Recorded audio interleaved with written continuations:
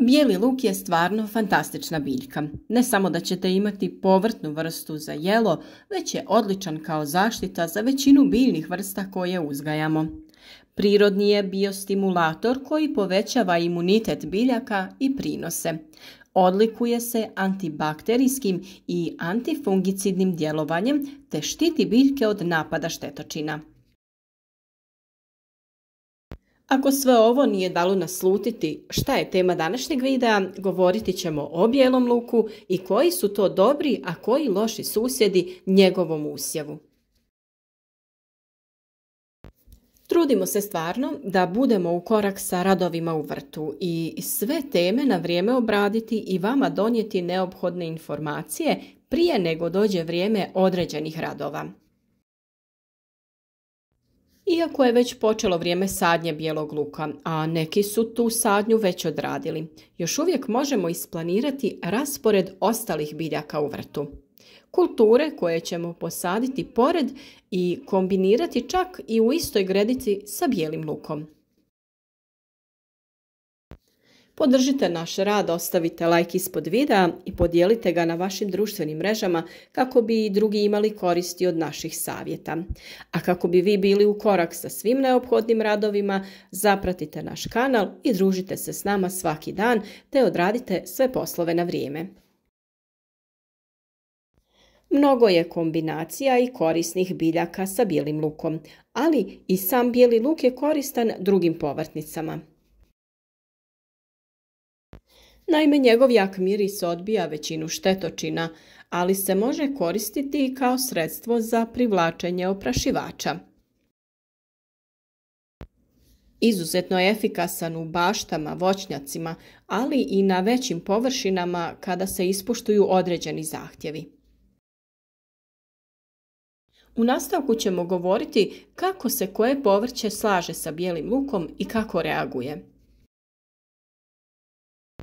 Lisnate kulture su prve koje odlično reaguju na prisutstvo bijelog luka. Naime, one većinom imaju plitak korijen koji ne smeta razvoju glavica bijelog luka, ne natječe se za iste hranjive tvari. Dobro je odabrati sorte zelene salate koje formiraju manje glavice ili ih uopšte ne formiraju, jer tako neće zauzimati prostor oko bijelog luka i blokirati mu svjetlost, te samim tim sabotirati njegov razvoj. Rukola i špinat će odlično rasti pored bijelog luka. Špinat će spriječiti rast korova tokom zime. Sljedeće su kupusnjače koje imaju korist od bijelog luka. Naime, on im poboljšava okus, posebno brokuli, ali štiti ih od velikog broja štetočina. U ovoj kombinaciji biljke su otpornije i manje dolazi do pojave oboljenja. Međutim, ukoliko ne držite pravi razmak, glavice luka bi mogle biti sitnije. Već smo često govorili o tome kako su i crveni i bijeli luk idealni susjedi sa mrkvom. Od davnina se luk sadi zajedno sa mrkvom ili kao predusjev mrkve. Naime, on čisti zemljište od većine štetočina korijena. Posađeni zajedno, međusobno se štite, ali je odlična i sadnja sa susjednim gredicama ili poljima. Vjerujem da mnogi znate o tome da luk čuva mrkvu od mrkvine muhe, a mrkva njega od lukove muhe. Bijeli luk odlično djeluje na celer i pastrnjak koji pate od napada korijenskih crva. U ovom slučaju bijeli luk svojim djelovanjem smanjuje brojnost štetočina. Bijeli luk se odlično pokazao i kada su u pitanju krompir i paradajz. Njih štiti od pojave plamenjače, ali i raznih drugih štetočina.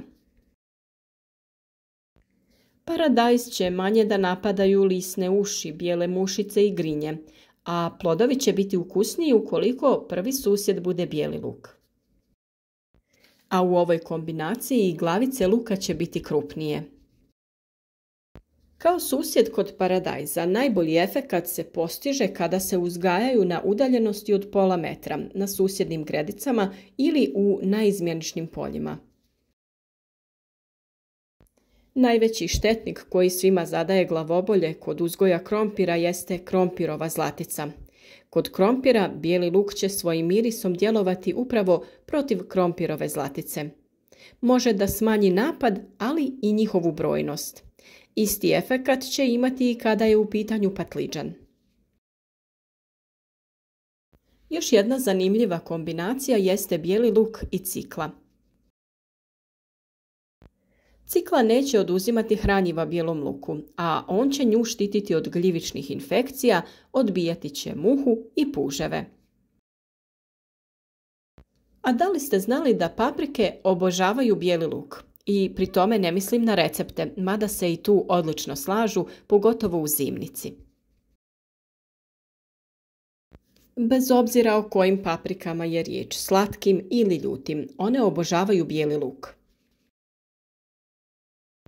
Može se koristiti u plodoredu, to jest da se uzgajaju jedna kultura nakon druge, ali se mogu i uporedo uzgajati.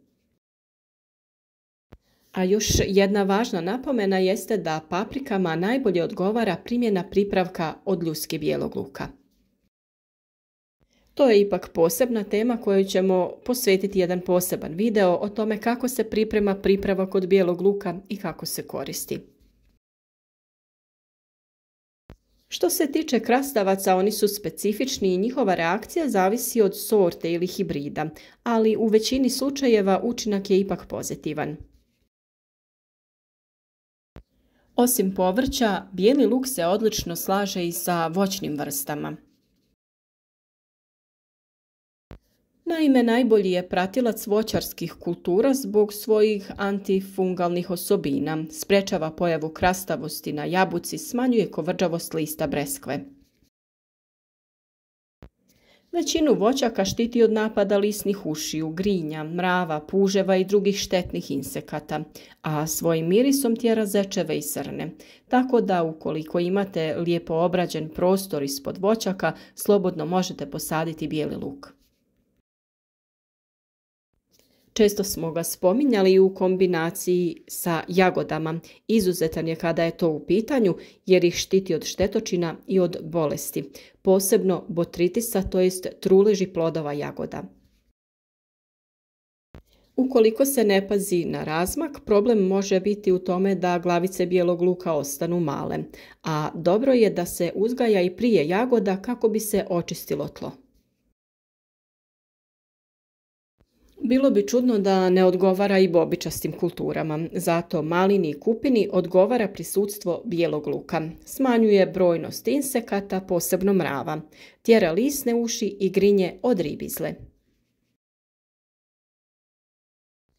Vinova loza također voli prisutstvo bijelog luka jer će biti zaštićena od štetočina, a pojava plamenjače će biti sporija, što vam tu daje vremena da je zaštitite. Možda će vam sljedeća informacija doći kao iznenađenje, ali vrlo je koristan i u cvjetnjaku. Naime, odličan je kada je posađen pored ruža jer ih štiti od štetočina i gljivičnih oboljenja. Od ljekovitog bilja najbolje se slaže sa kamilicom, hajdučkom travom, koprom i estragonom. U ovom slučaju kamilica je tu da štiti bijeli luk i poboljšava njegov okus, a on zauzvrat nju štiti od lisnih ušiju i drugih štetočina. Sa druge strane, estragon vrlo pozitivno djeluje na krupnoću glavica bijelog luka. U prošloj sezoni ste mogli primijetiti da često uzgajamo različito cvijeće razbacano po cijelom vrtu. Prva uloga je to što privlači dosta oprašivača, a svo to cvijeće ima posebnu ulogu kod zaštite povrtnica. Tu u priču dolazi kombinacija nevena i bijelog luka. Posađen zajedno sa nevenom, bijeli luk daje neku svojevrsnu baštensku ogradu koja predstavlja prirodnu barijeru za većinu štetočina i tako sprečava njihovo naseljavanje u unutrašnjost bašte. Neven također bijeli luk štiti od lukove muhe. Iako mnogim biljkama bijeli luk odgovara u pratećoj sadnji, ima tu i onih kojima on baš i ne odgovara. Na primjer, sve mahunarke poput graška, graha ne reaguju dobro na blizinu bijelog luka. Ukoliko ste u mogućnosti, njih posadite na suprotnu stranu vrta. Crveni luk i luk kozjak se obično sade pored bijelog luka. Pošto su srodnici, napadaju ih iste štetočine i obolijevaju od istih oboljenja. Iz tog razloga ne preporučuje se sadnja na susjednim gredicama. Također potrebno je poštovati plodored i ne saditi pripadnike porodice luka iz godine u godinu na istoj parceli ili gredici. Nadamo se da su vam ove informacije bile korisne kako bi isplanirali raspored biljaka u vrtu, te na taj način jedne druge da zaštite od bolesti i štetnika. Ukoliko želite podržati naš rad, ostavite like ispod videa, podijelite video sa prijateljima na društvenim mrežama kako bi i oni imali koristi od naših savjeta. Na našem kanalu potražite sve potrebne korake koje je potrebno obaviti sada u ovom periodu kada počinjemo sa sadnjom, presadnicama i svim što vas zanima vezano za uzgoj biljaka u bašti. Nadamo se da će vam naši savjeti biti korisni i da ćemo svi skupa imati jednu uspješnu sezonu uzgoja.